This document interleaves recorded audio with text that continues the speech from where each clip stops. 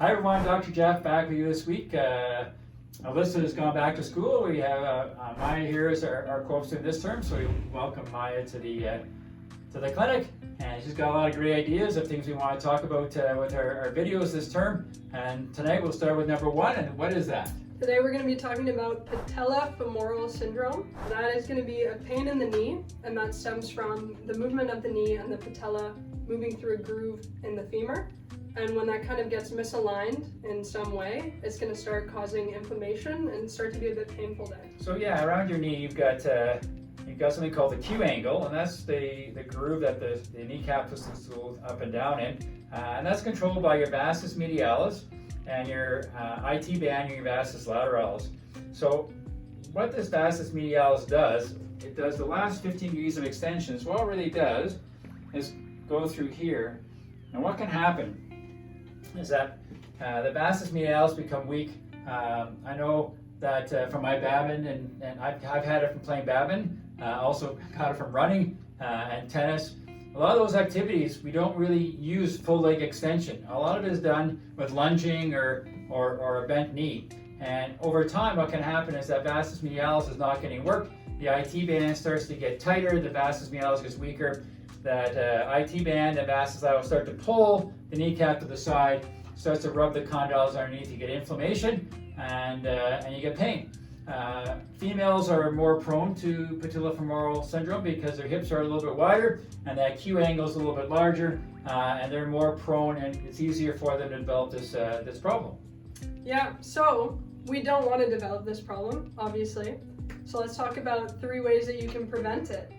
The first way is going to be increase your exercise gradually. So a lot of people tend to develop this syndrome because they go from exercising a few times a week to over-exercising. A lot of cases we can use the example of running. So someone who might run 2 kilometers every day, all of a sudden ups their schedule to 5 kilometers, 10 kilometers in there. What this is going to do is put a lot of stress and pressure on those different muscles that are kind of helping to keep that kneecap moving like we talked about before. And you're going to start feeling pain and get a lot of inflammation there.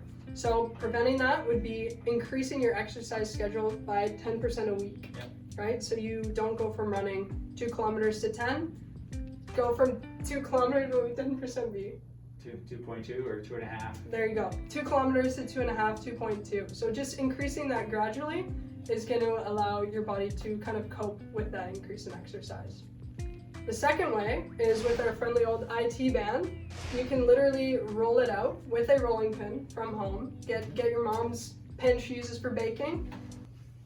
Yeah, you can roll down that IT band and almost like kneading bread. Exactly. By loosening the IT band and breaking up some of that tension, it's going to allow the vastus medialis to keep that kneecap in place, because when there's an imbalance in that, that's when you start to feel some of that pain. Okay, and the third way, we're going to get up and do a little demonstration for you and show you an exercise that you can use to prevent this patellofemoral syndrome. So if you want to build up some strength in your vastus medialis, one way of doing this is we call a plie. Dancers know all about it. Just kind of turn the toes out.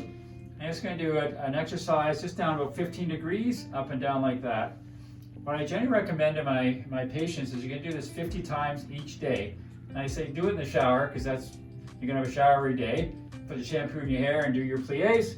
It's going up and down 50 times. You don't have to do 51, you don't have to do 40, 50 seems to be the right number. And just do that once a day, and within a couple weeks you're going to notice that your knee pain starts to go away. That's it for patellofemoral syndrome. Hope you enjoyed the video. If we get 10 likes on this video, we'll get Dr. Jeff in a pair of socks as cool as mine. If you have any other questions or any other video ideas, you can put them in the description below. You can also send in questions through our email. And here at Goldsworthy Wellness, we got you back.